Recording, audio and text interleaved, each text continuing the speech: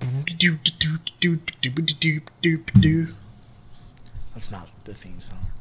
Hello and welcome to the Fuzzy Loaf Podcast, where two geeks talk about the week's happenings in nerd and pop culture. I am your host, Scott. With me as always is... Matt. Hi. Hey. And we're going to get into some stuff. There was not a whole lot this week. Yeah. So we really had to stretch thin here, but we're going to make it work.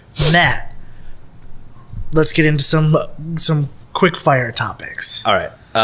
So the first thing that was up, I thought this was really funny and I sent it to you. In the 1980s, Marvel Comics introduced fans to a not-so-supervillain that went by the name of Trump. His real name was Carlton Sanders. He was a failed magician and bears a lot of similarities to the modern-day Trump, and people loved passing that article around. I thought that was funny. Up next, we have Lego Star Wars The Force Awakens has been announced for release on June 28th, 2016. This is really interesting because the Lego games are made by WB Entertainment Studios or whatever. I can't remember the name of the exact production company or the game studio that does it. Of Warner Brothers. And EA has exclusive license to all Marvel or all Star Wars things as far as games go. So I'm not really sure how this got through unless this has been planned for years and years, which I imagine it was. Yeah. And this explains why Star Wars and the Marvel properties aren't really a part of the Lego Dimensions. Yeah. Yeah. I imagine that's why it is. Yeah, it makes more sense. Because they want to keep because all the DC characters in the... Yeah. Because the Lego movie was made by Warner Brothers, I believe. So. Well, and then a lot of the properties, there are some Sony stuff, like obviously Ghostbusters is a Sony property. Yeah. And then, but I understand Marvel. But Marvel and Sony have a thing. The thing with the Lego Force Awakens is it's going to be not just a retelling of the Force Awakens game. I think it's a prequel. I did not hear that. There was, they put out a teaser trailer or whatever you want to call it now, where it's like a minute-long thing. Yeah, it was basically a Lego version of the original trailer that was released back in November of 2014. Yeah. Which was really, really cool. Yeah. It was basically the same trailer with, like, jokes in it, pretty much. And this may be, like, the first... I haven't bought a Lego game in a long time. Not because I don't like them, but because... they typically don't go down in price, so they're like around the $50 mark from the time they come out until like 6 years afterwards.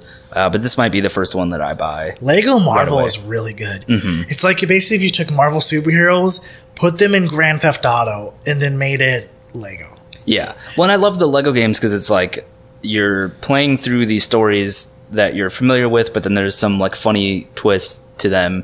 But then it allows you so much freedom when you go back and play through like I forget what they call it, the free play. The free play. There's a because you can go back and through the story with different characters that you can have unlocked, and there's also like a free play like sandbox mode in the Lego Marvel anyway, and it's really fun. Seriously, it's just so much fun just like, oh, I can just swing around New York as Spider-Man the whole time, or fly as Iron Man, or I can be Black Bolt and do whatever. Like, it's really cool. Yeah, it's just it's just fun. I played a good chunk of it. But next topic: Democratic presidential candidate Bernie Sanders stopped by SNL last night to be in a skit alongside Larry David. The skit was a parody of Titanic, where Larry David played a wealthy person that thought that he should be allowed to go on the lifeboats first, and Bernie Sanders was the somewhat voice of reason, albeit a little bit more liberal leaning. I haven't watched the sketch. I was just going to watch the whole episode later tonight. Yeah. Well, and I heard Larry David also did a skit where he played Bernie Sanders. He did multiple times. Burn your enthusiasm. Yeah, I was trying. Yeah. So that should be funny. Interesting that SNL has decided to have Trump and Bernie Sanders about as far either spectrum as you can get. I know. I wonder if that's on purpose. I was really pissed when they did the Trump thing. I was like, no more SNL for me. But now I'm kind of like, well, okay, maybe. And maybe and like I said, I think they weren't being nefarious for allowing Trump. It's all ratings. I mean, that's what it is. That's what it comes down to. Yeah. Next bit. Reviews for Fox's rated R superhero film Deadpool are starting to release. The verdict is good, not great. The villains are kind of weak and not impressive, is what I've been hearing from multiple sources. The movie comes out this Friday, February 12th, though, so make sure to see it for yourself to get your own opinion. I'm sure it's getting like 70 to mid 80s. It is currently at 100% on Rotten Tomatoes. Weird. Yep. From all the new, like, I even read Collider's, and theirs was like, yeah, there's some issues. It's fun. I've heard it's really fun. Mm-hmm. And that's, to me, that's more important than like a like watertight movie is. Yeah, I'm seeing a Deadpool Zoolander double feature next weekend. I think we might have to do a Deadpool review. I'd be cool with that. If you guys get a chance to see it. I imagine we will. Sweet. Because Ashley wants to see it really bad as well. Sweet. Yeah, good Valentine's movie. Mm-hmm. It's a love story. Yeah, I mean it is. They made it. They made it that way. So perfect. And then 2 more things. DC announced last week that the voice actress for CW's digital cartoon, The Vixen, will be making a live-action appearance in this season of Arrow. As Vixen. Yeah. Well, okay. Yeah. I thought that should be cool. I like that they're doing this because both. Why can't I think of his name now? Guy that plays Arrow. Stephen Amell, and then Grant Gustin did voice appearances as their characters for the digital cartoon. I didn't watch Vixen. I haven't either. Okay. No. I'm really interested too because I think DC pulls off the cartoons really, really well. Yeah. I just rewatched season 2 of Young Justice. Mm-hmm. And then I watched Justice League Doom last night. My favorite of the DC animated movies. It's mostly my favorite because it reunites the voice cast from the Justice League cartoon. Yeah. So. Well. And then our final bit of news, we have a picture pulled up here that I'll make sure to link. Marvel has shown off what the Wasp's new costume will look like. The all-new Wasp. Yeah. We don't know who it is either, who the character is. And it looks a lot like the Red Queen from the MC2 universe, which is I think it was like in the 80s, 90s, where it was like basically future Marvel, where it was like the next generation of heroes and stuff. And Red Queen was Hope Pym, the daughter of Hank Pym and Janet Van Dyne, the Wasp and Ant-Man. And this new Wasp costume looks a lot like the Red Queen. So people are saying, is it Hope? Yes, Hope. I would love to see that. I would love to see more. It doesn't have to be exact continuity between the comics and the movies, but I'd love to see more of them playing off of each other. Because if something works... And it won't always work this way, but if something works on the screen, it may work in the comic. If something works in the comic, it may work on the screen. Things may need to be adapted or whatever. But I liked Evangeline Lilly as Hope. I would love to see somebody, a character that is like her, very strong-willed, very, like, she's a very powerful female leader. She's like a leader. Yeah. Yeah, very leader type. Some people have a problem with characters from the movies and stuff being introduced into the comics. I think that's great. I think it's good too because then it helps people who like the movies but have never read the comics. It basically is like a tether for them to get into the comics. It's like, hey, you liked this character? Well, I mean, you can read about their adventures here. And also, I don't think it's a bad thing at all. I think it's kind of nice to. It's like bringing those two worlds together. Yeah, and I think we're seeing it where Guardians of the Galaxy in the comics are looking more like the live action characters that we've seen on TV, and especially extremely similar to the cartoon versions of like Disney's Disney the current run of Guardians is pretty different, but I mean, like when you see them appear, right, like when they appeared in Silver Surfer in the trade issue that you right. It looked exactly like the Guardians. The current Guardians is Kitty Pryde. But what I'm saying is the characters who we know as the Guardians. Yeah, you'll see them in the right. I know what you're saying. Yeah. And then I mean, if you think about it too, some of the best characters in comics have been made in other medium and then brought over, like Harley Quinn. Yeah, that's from Batman the Animated Series. They brought her into the comics.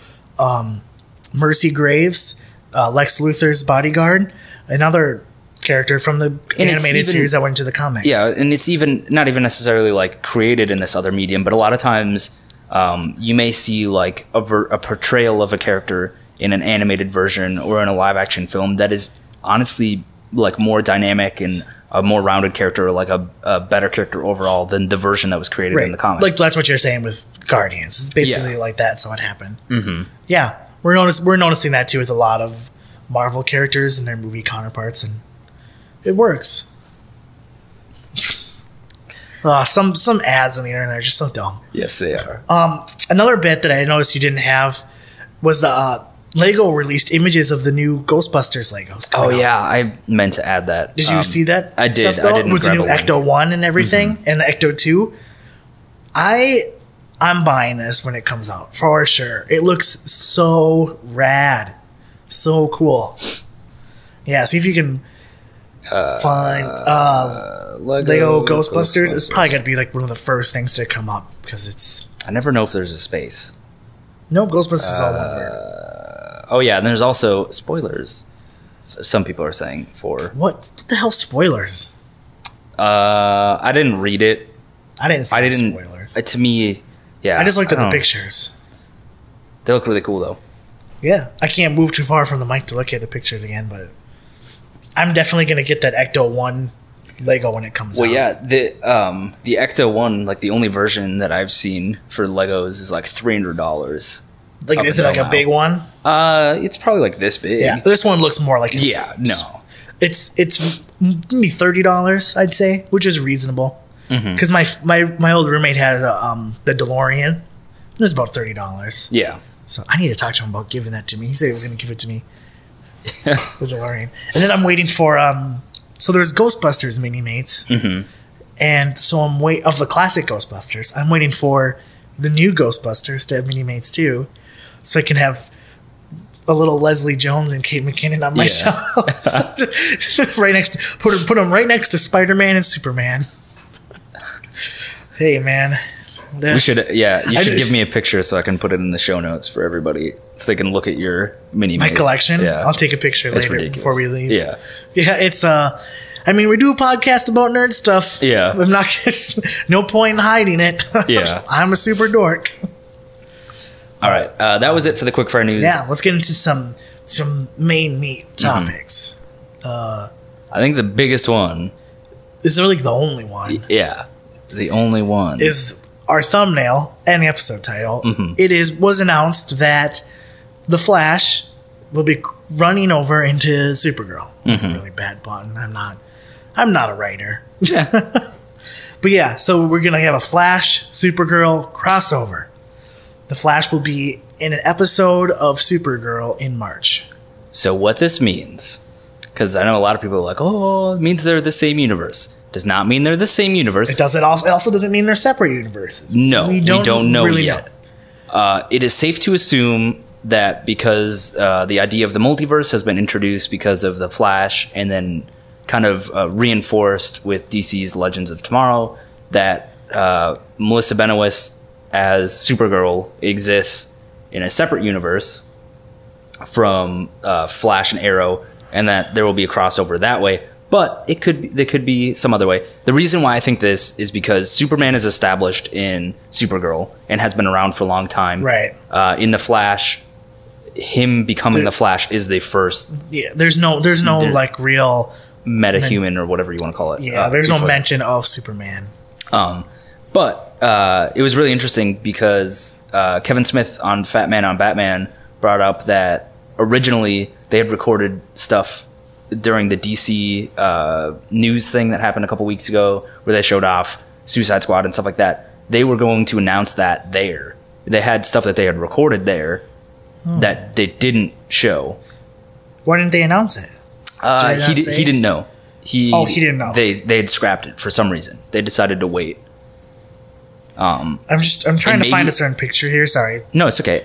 My thought is that because this will be Grant Gustin appearing on Supergirl on CBS, that maybe CBS would have been ticked off if the announcement happened on the CW's network, and you know what I mean. They didn't want them to steal their thunder.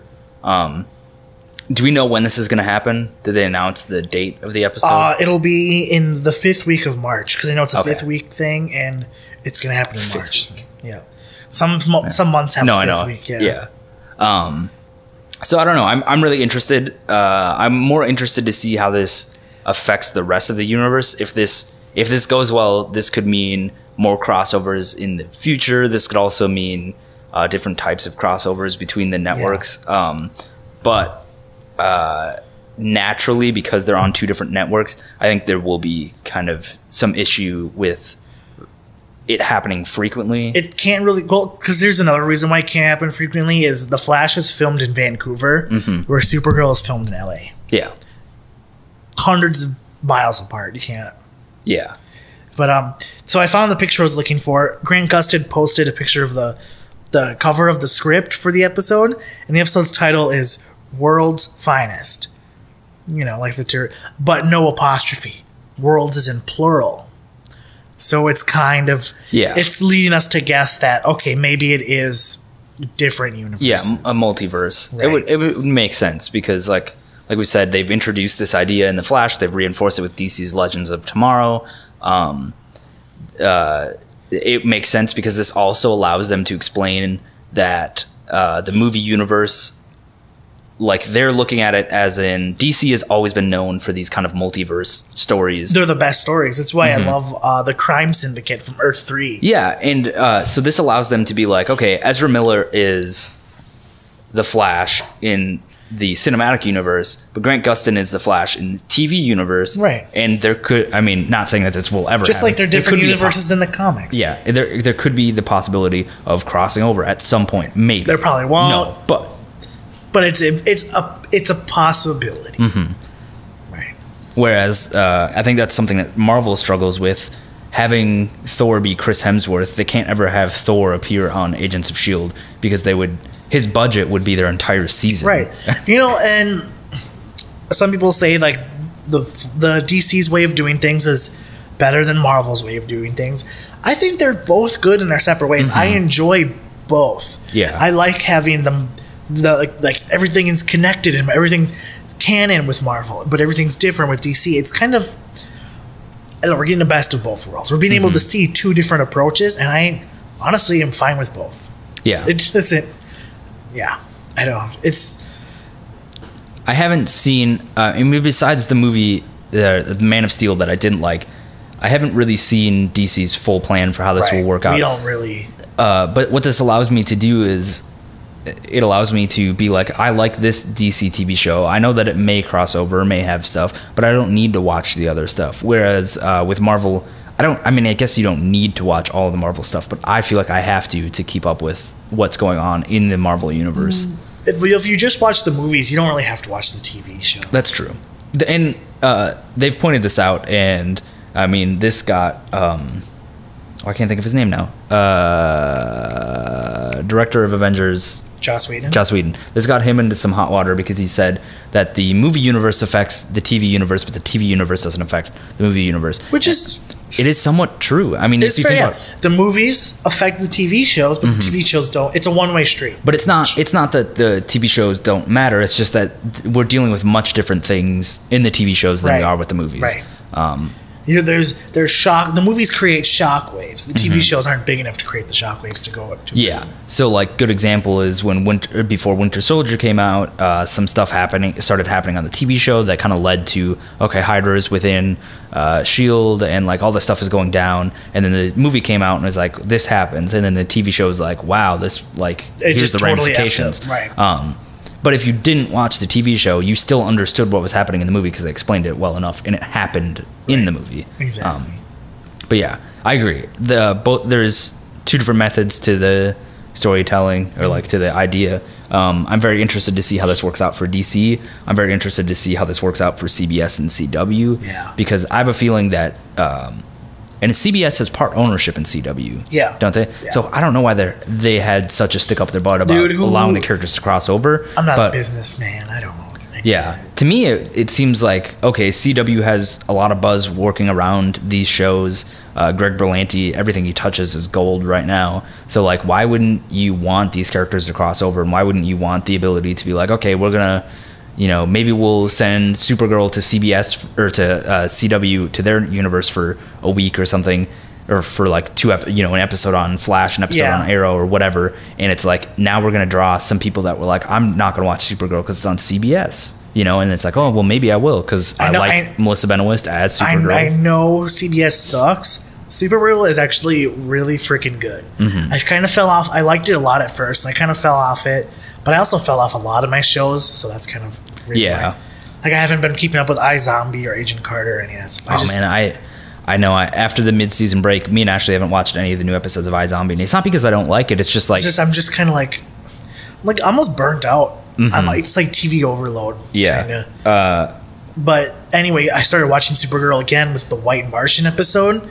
And dude, it is so good. It is like... It's the best Superman anything right now. But it's Supergirl. Like, they did Bizarro this past week. The best version of Bizarro they could have done. And now they're doing a take on the Alan Moore story for The Man Who Has Everything. I don't know. Do you know what that's? Mildly. It's like where Superman has like this weird like thing stuck to his chest, and it like puts him in like puts him in like a matrix of like what his wildest, his heart's desire, So like he's dreaming that he's like on Krypton again, and he grew up on Krypton and he's lived a nice life there, but that's just he's in a coma, and Mongol is attacking the Fortress of Solitude, and it's going to be a play on that, but with Supergirl. So the episode's titled "For the Girl Who Has Everything," and I'm just like, they're just killing it on this show. Yeah. So it makes me so excited to see the Flash come on to Supergirl. One part of me wonders if it's because of Greg Berlanti's involvement. Like, he is the Kevin Feige of this DC TV universe. Yeah, him and Andrew Kreisberg. And he really understands these characters, and like a way to make them fun on screen and still hark back to the cheesiness of comics, but not like beat you over the head with it, but also to like make it slightly more edgy or like modern or whatever. That he's just really good at making it kind of addictive to watch. Yeah.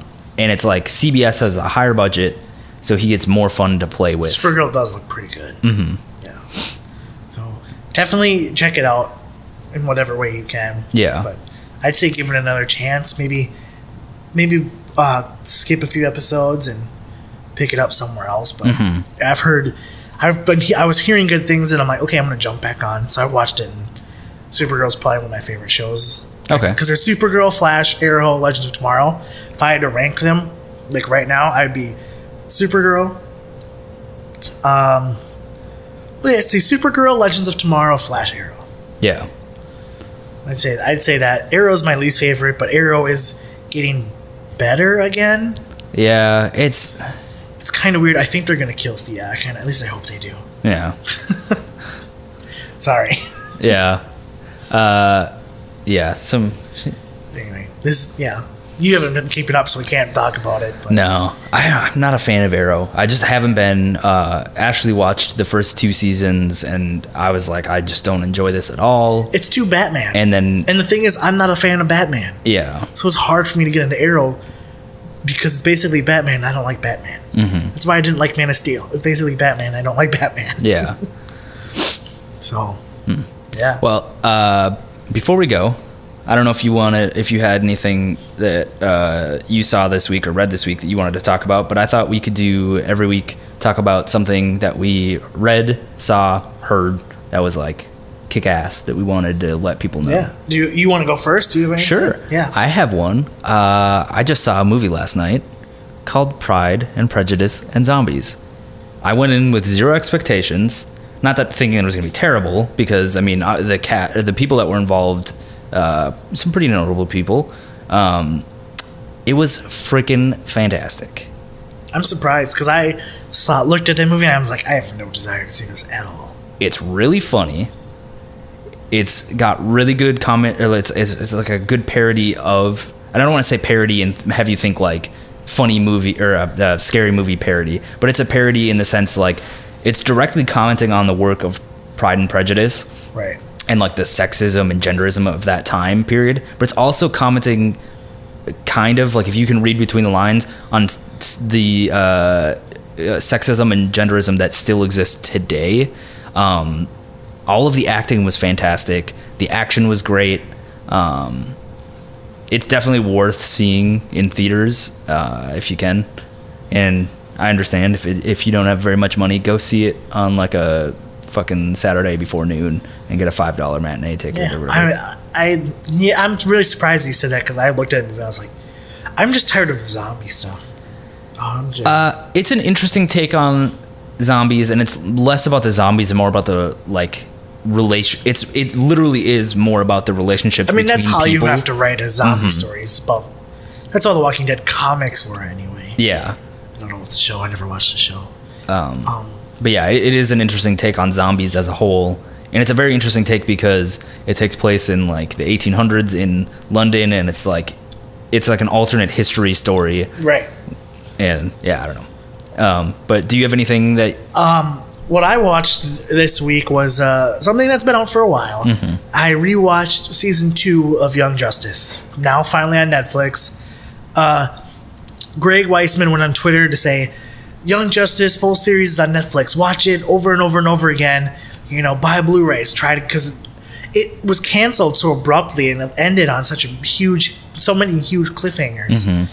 Mm-hmm. So it's really people trying to just like watch it again, buy everything, try to get like word out there to show like we want a season 3 or some kind of closure, whether it be like a comic or a movie or whatever. You know, we want something. So I watched season 2 of that, because if you don't know what Young Justice is, it's probably like one of the best animated series of all time. I had something in my mouth. It was really gross. But it was like distracting me from talking. Anyway, Young Justice is about the team formed by the Sidekicks. Basically like a Teen Titans, named after the Young Justice comic. It's just really great. I don't really how to say anything without just being, it's awesome. Yeah. It's really great. Awesome characters. One of the reasons that has been said why it was canceled was because too many girls were watching it, and they didn't think that the girls would buy the toys. Honestly, the toys weren't selling because they were garbage. Yeah. Otherwise, I would have bought them because I'm a total dork. Yeah. They were like those like the action figures that have like no articulation. Like the arms and the legs move a little at bit. the shoulder and the hip. They don't move like at all. The knees don't, like nothing. So it was like, well, this just looks dumb. It looks cheap. So, but if you liked the Justice League animated series, or if you like DC Comics characters, but you don't like the New 52, go watch Young Justice. It is the best version of any DC universe. I'd say even if you are mildly interested in superheroes, watch Young Justice. But like don't have an affiliation with either DC or Marvel, because me and Ashley watched this on Netflix the first time it was up. I think the whole first and second season, maybe only second the first season just finally went on. Yeah, I was gonna say maybe the first season was up, and I may have acquired the second season in a different manner. Right. But anyways, we started watching that, and we watched it the whole 2 seasons, I think, like in the course of a couple days, because she was just like enamored by it. It's great. She likes superheroes. She likes like the Marvel movies and stuff, but she's not a big comic book person. She's not super into DC or anything, and she loved it. So it's for everybody. The fact that it was canceled is so dumb to me. Yeah. The same thing with Green Lantern, the animated series, which I don't know, it might still be on Netflix. I don't know if you've watched it. I have not. That aired at the same time as Young Justice. Another amazing DC animated show canceled on a cliffhanger. Yeah. And we never got any closure on it, and it was just so good. It was just great. And if they try to blame ratings on it, that's bullshit, because the airing schedule of this show was so sporadic for both of them. You never know when new episodes were going to happen. It would be on like random hiatuses for months. So I mean, were they originally released on Cartoon Network? They were both Cartoon Network. Okay, yeah. That was at a time where Cartoon Network was going through like a lot of weird stuff, where it was like a lot of their shows, it'd be like, you know, here's a new episode, the next week there's a new episode, all of a sudden there isn't a new episode for 2-3 months. Then all of a sudden there's like an episode, and then there's no episode for 2 weeks. Then there is an episode, and then it's another 3 months. And then there's a week, and then there's like 3 episodes in a week. And you're like, what the? Yeah. It was all over the place. Mm-hmm. So it's really sad. But there's 2 shows to go watch on Netflix right now. Mm-hmm. Which you probably have Netflix. Young Justice and Green Lantern the animated series. You will not be, no matter what age, gender, whatever. You will love Young Justice the animated. Young Justice and Green Lantern. Oh, also, this made me, because you brought up Netflix. Netflix is starting to ban accounts that are using VPNs. So what that is that's a private network connection, so you can connect to other countries' databases of content. So if you are using a VPN, be aware that Netflix is banning accounts and canceling accounts. So that's too much work. I don't want to do that. Yeah, some people do it because, I understand. It's like, okay, I want to watch the show. It's available in the UK, but it's not available here. Which is dumb. But the idea behind that is, let's say you wanted to watch Young Justice here, and it was through Cartoon Network. They have to license it from Cartoon Network and then pay WB some money. In the UK, there's really only like 3 channels. Well, there's more. There's like only 3 networks. Yeah. Like kind of like in the US we have, Disney, which has a huge subsidiary of channels like ESPN and all this stuff. And then we have Viacom that has like Nickelodeon and MTV or whatever. Yeah. They have BBC, Sky, and I can't remember the name of the other. Yeah, there's like 4 of them. So it's a lot easier to license things there because they own the rights for the, like, let's say, it's probably Sky owns the rights in UK to air Young that Justice stuff. or whatever. Yeah, so it's like it differs per country. So I understand why they're doing this, and they're probably getting a lot of complaints from companies saying, "Hey, I see that people in America are streaming the show that is only available in the UK." It's like, knock that shit out. Yeah. So just a word of warning. Cool. Public service announcement by Matt. I think that's it for today. Because, like we said, there was not a lot of news. We had to kind of stretch it a little bit. But we got some stuff. We had Supergirl, Flash. I almost I had like a stroke. We're going to go see Deadpool next weekend. We'll probably have a review of that either in next week's podcast or whatever, depending on how much news there actually is. I guess that's it. Do you want to do the sign-off stuff? Sure. Yep. Follow us. I'll say follow me on Twitter, Instagram, all that bullshit at ScottyBoy, SCOTTYBWO 4 Ys. Because 3 Ys was taken. Where you at, son? You can follow me everywhere at Hagnerd, HAGNERD. You can follow us at Fuzzy Loaf on the Twitters. If you're listening to this on iTunes, you can find the show on YouTube by searching Fuzzy Loaf and subscribe to us there. If you're listening to this on YouTube, you can find us on the iTunes and subscribe to us there. Give us some comments. Tell us how we suck so we can be better. Or just respond to what we talked about in the show. Yeah. Are you excited for Flash and Supergirl? Crossover. Dun dun dun dun dun dun. It's Super Bowl Sunday and I don't care. Yeah. Anyway, that's it, right? Yeah, that's it. All right, smell you later, nerds.